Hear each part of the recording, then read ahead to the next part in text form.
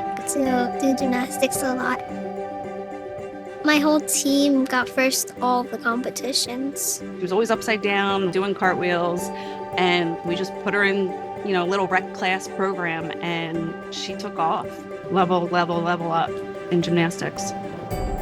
She failed her newborn hearing screening the day she was born. And the next morning, she failed again. And 2 weeks later, we did her ABR, and it was confirmed. It just starts processing. So many questions. With school, with sports, like how do we make her life easier? All of our questions we had, that one homepage of the Clarke website answered every single question. Because there were so many children. They were doing so many things. They were talking like him and I. Clarke is a magical place where children who are deaf or hard of hearing come to learn to listen and talk. We started with early intervention. Tenley was 10 weeks old. It's so important, especially with our population, for kids with hearing loss to begin services as soon as the child's identified with a hearing loss. Very first thing was for us, just breathe. She's gonna be fine, you're gonna be fine, and then a plan. That's what Clarke School is, a plan. I've seen so many kids go through the birth to age 3 program and then through the preschool program and just become so successful. Ashley walked me through the school and I saw the classroom and I said, this is amazing. When students transition into preschool services, it really gives them an opportunity to learn to be a student and to continue to hone in on their listening and spoken language skills.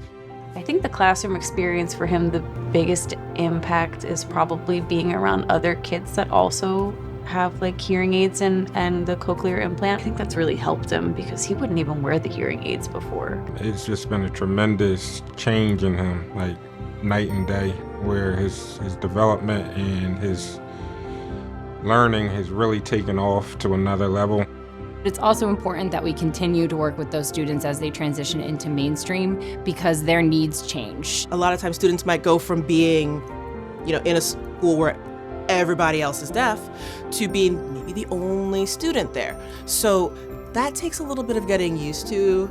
Teleservices are a way to really expand our geographical reach if a family isn't necessarily in close proximity to a brick and mortar center-based program.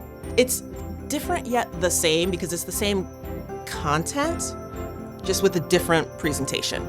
Audiological services at Clarke looks different across our campuses. We offer a lot of educational audiology services which look different than clinic-based services and ensure that our students are using their technology to the fullest capabilities. When I watched Tenley compete on a gymnastic floor in front of hundreds of people, I'm like, I can't believe there was a day where we thought she wasn't going to be able to do this.